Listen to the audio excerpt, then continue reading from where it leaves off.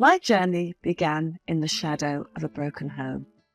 My father walked away from my mother when I was 3 years old. Life was difficult for my mum, who tried her best to provide for me as a single mother. I am Martha, and this is my story of how betrayal altered the path of my life forever. I was quite young when I met John, who had everything that I wanted in a partner. He possessed a warmth that could charm anyone, and a caring nature that made every problem seem manageable.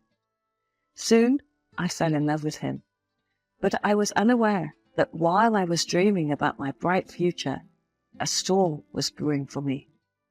Jenny, my sister-in-law, seemed hell-bent on tearing down everything I held dear. Jenny was also disrespectful and acted like she was better than me, just because I came from a humble background. She married a man named Mark, who was much older than her, only for his money, and soon she wanted to leave him. Jenny was always disrespectful to her family, including her parents and her brother. I always saw her bullying her mother for her dementia, talking behind her father's back for not letting her party all night, and fighting with her brother whenever she was jealous of him. John told me that she was really spoiled by their dad, who gave her whatever she wanted ever since she was a kid. He treated her like a princess, which could have been adorable, but it became the reason why she never really grew up. It was as if Jenny had everything that I'd wished for. I must admit, I always dreamed of having a lovely family. Growing up in a single-parent household without any siblings was tough. I longed for the warmth of a family and the comfort of knowing that there would always be someone there for me. It was the kind of family I had hoped to build with John, one filled with love, laughter, and support.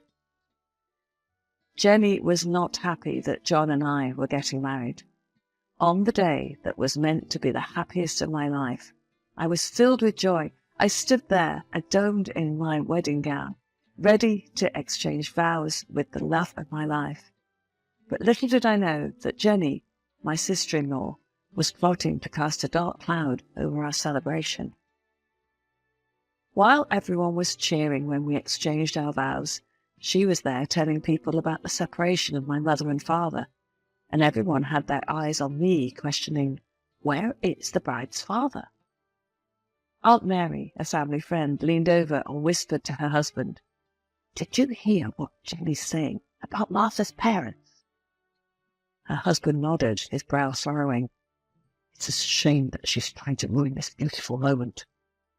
But Jenny was not going to stop. When she realized that people were criticizing her for being rude about my mother, she decided to attack me. She picked up the glass of champagne and went to her cousins. "This is going to ruin my brother's life. She's been with multiple men, and just look at her. Now she's smiling like an angel. What a two-timing witch!" She was speaking loudly enough for me to hear. My heart shattered at her cruel words. On what should have been the happiest day in my life, Jenny had managed to turn it into a nightmare. The joy and excitement I had felt were replaced by heart rate, and my big day was utterly ruined by her jealousy. I was so down because my people thought my mother had an affair, so my father left her. Moreover, they thought that I had trapped John to marry me because he was rich, while I barely made ends meet. But John was there to lift me up. "Martha, don't let her words get to you. Come dance with me." I looked into his loving eyes, my tears threatening to spill over, and took his hand. "Thank you, John. I needed this." We joined the dance floor, surrounded by the cheerful chatter and laughter of our guests. As we swayed together, John whispered comforting words. "You are the love of my life, Martha. What she says doesn't matter. We'll get through this together." "I love you, John." "I love you too, darling." John's actions indirectly signaled Jenny that he was on my side, but she didn't stop there. After my wedding day, we hosted a family dinner at our new home. I had hoped for a fresh start, a chance to put Jenny's hurtful actions behind us. But as the family gathered around the dinner table, it became apparent that Jenny wasn't finished with her campaign of cruelty. With her usual arrogance, she couldn't resist one more jab at me. You know, it's just so hard for me to sit down and dine with someone from a single-parent household. Her words cut through the room like a sharp knife, and an uncomfortable silence fell over the table. I felt a lump in my throat. My appetite vanished as I struggled to hold back tears. John shot Jenny a stern look. Jenny, that's enough. This is our home, and Martha is my wife. We won't tolerate any disrespect here. Jenny's hurtful comment felt like a dagger through my heart, but I tried my best to maintain my composure. I forced a weak smile and looked at John, who was behaving like a gentleman. However, my sister-in-law seemed offended and upset. She immediately got up, left the table, and went straight to her room. Her husband excused himself and ran after her as if she was the victim here.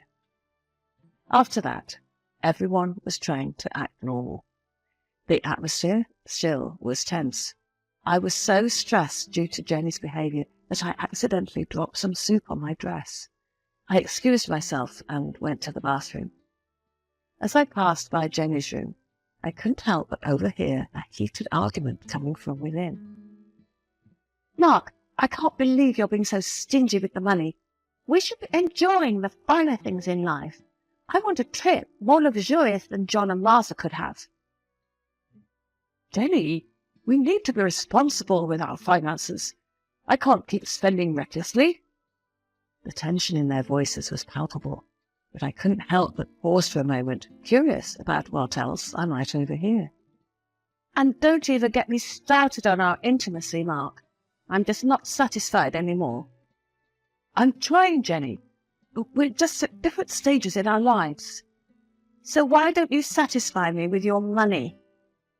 The intimate details of their argument left me feeling uncomfortable, and I continued on my way to the bathroom, silently hoping that the turbulence in their marriage wouldn't spill over into our family gathering. Moments later, John came to check on me. I told him about what I heard. John let out a chuckle. Surprisingly. Well, that's not really news. Jenny's always been a bit like that. She's upset about something, and then she takes it out on others. Don't let it get to you too much. I felt a sense of relief wash over me, grateful that my better half was standing by my side. It was reassuring that he wasn't taking Jenny's harsh words too seriously either. John leaned back on the bed, his gaze fixed on the ceiling. You know, Jenny's jealousy goes way back. She wanted to kill me when we were kids because she couldn't stand me getting all the attention from our parents. I couldn't help but chuckle at the absurdity of the situation. Seriously? Yeah, I remember one time she tried to push me off the swing when we were at the park. Mum and Dad had to intervene before things got out of hand. However, he jumped up suddenly. Martha, have you packed our bags for our honeymoon tomorrow? I blinked, a bit surprised by his sudden urgency, and then couldn't help but laugh at his eagerness. Not yet, but I can't wait to start packing. It's going to be an incredible trip. John quickly got out of bed and enveloped me in a warm hug. It's going to be the journey of a lifetime, and I'm so thrilled to share it with you. The next day, unfortunately, was more horrible than the last one. At the breakfast table, Jenny asked John to let her come with us on our honeymoon trip. John was surprised to hear that, but he kept calm. Oh, it's supposed to stay between me and my wife. You have ruined our wedding. At least stay away from us during our honeymoon. Jenny gave me a dreadful gaze. Okay, John, go and enjoy it with your wife. Soon she is going to ditch you, like her mummy did her dad. I was shocked by her remarks. Even her loving husband, Mark, lowered his gaze due to embarrassment. But apparently, Jenny knew nothing about politeness. I was going to say something, but then I stopped myself. I realized I was better than to engage with her. So I got up and left. John followed me, and the rest of the family stayed quiet in discomfort. We left for our honeymoon with hearts full of hope and excitement. For the next 2 weeks, we swam in crystal clear waters, explored lush jungles, and shared intimate moments under the starry night sky. It was a dream come true for me. For a short time, life was perfect. There was no Jenny to ruin our joy. But when we returned home, I couldn't have anticipated the storm that awaited me. Jenny had spread new rumours during our absence, accusing me of having a boyfriend before John and being a drug addict. She even had so-called proof. Apparently, she had brought home a man who claimed to be my ex and had financially supported me.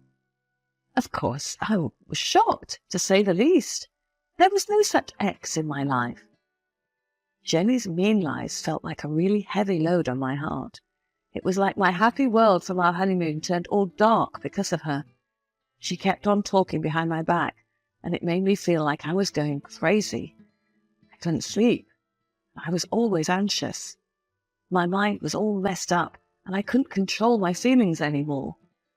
Things got so bad that I had to go to the hospital because I was really, really stressed. I just couldn't handle all the lies and rumours anymore. It was so embarrassing and sad to be in the hospital bed, feeling like everything in my life was falling apart. And what made it even worse was that I could tell that John, the person I loved so much, was starting to doubt me. It felt like the love we had was slipping away because of all the bad things she said. Jenny didn't stop with her hurtful stories. She even went as far as telling everyone that I had teamed up with my cousin to steal money from John, and that I'll eventually leave him. Eventually, I reached my breaking point. After getting out of the hospital, I knew I couldn't take it anymore. I decided it was time to stand up for myself and fight back against the lies and rumours that had been tearing my life apart. The most stressful thing for me was John's changes. He began to treat me differently. He started drinking and spending nights outside. Whenever he came back home, he got into his study room and spent the whole night there. On Sundays, when he went out with his friends, he was ignoring me, saying that he needed time to process everything. He didn't explicitly say it, but I know part of him had already believed that Jenny's lies were true. One Saturday, I decided to talk to John. As the front door finally creaked open, I steeled myself and approached him in the living room. His dishevelled appearance, the scent of alcohol clinging to him, and the distant look in his eyes were all too evident. "John, we need to talk," I implored, my voice trembling with a mix of frustration and desperation. He met my gaze briefly before averting his eyes, a defensive wall already rising between us. "What is there to talk about?" he snapped, his voice laced with bitterness. Tears welled up in my eyes as I pleaded. "You've changed, John. You're pushing me away, believing those terrible things Jenny said about me. I've never betrayed you, and I'm not a gold digger." His voice grew colder, more accusatory. "How can I trust you after everything I've heard?" "Because, John, I love you. I've been nothing but faithful to you. I need you to believe in us."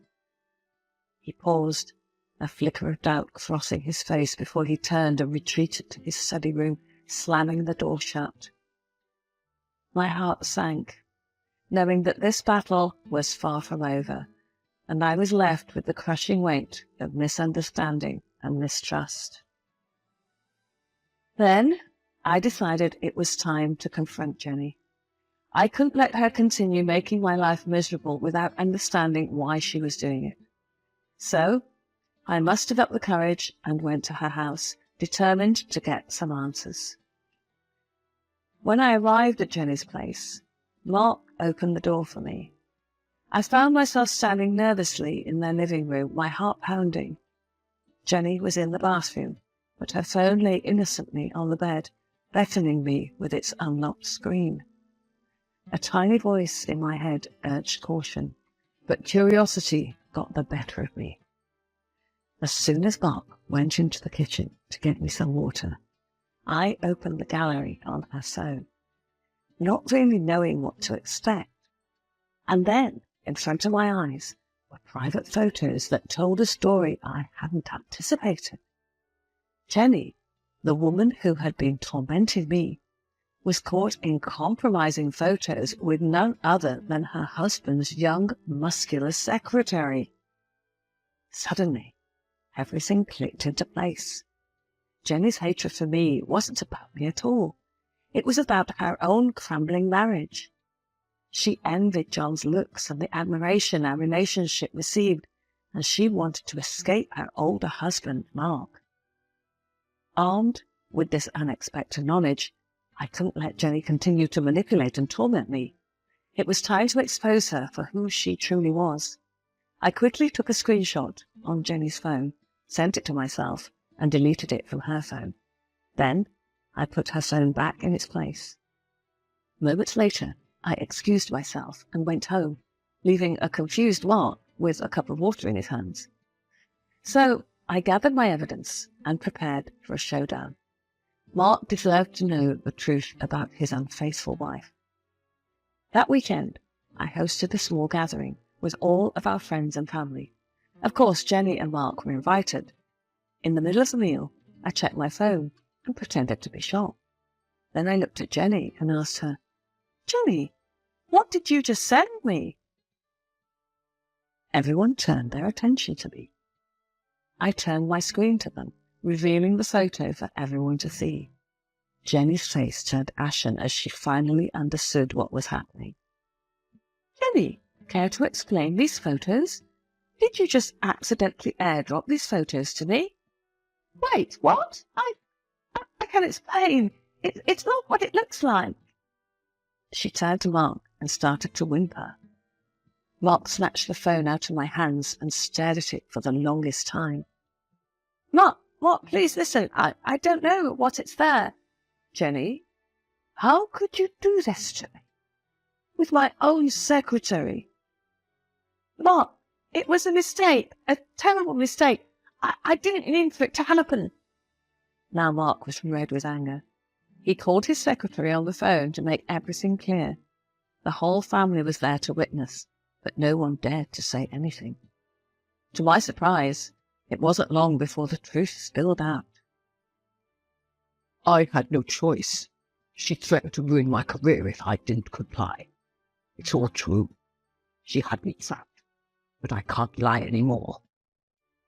Mark's anger simmered, and he decided that he'd had enough of the lies and betrayal.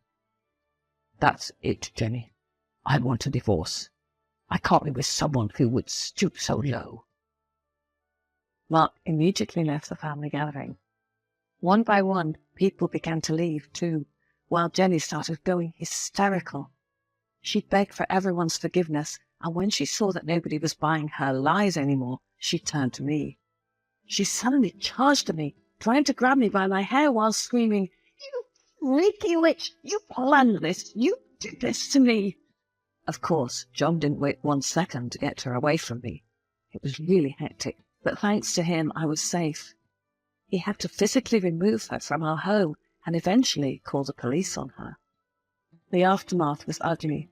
The secretary was no longer under Jenny's control and confirmed the truth with some call recordings in which she blackmailed him. Everything came together and sealed Jenny's fate. Now it was John's turn to see her true colours. He finally left her a voice message.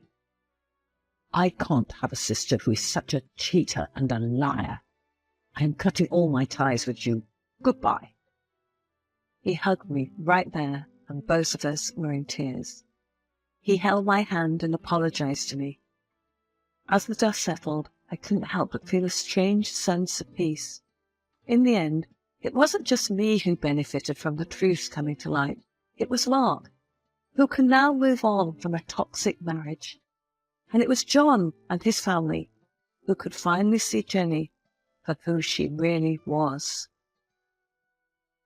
What did you think about my story? Would you have done the same? Let me know in the comment section.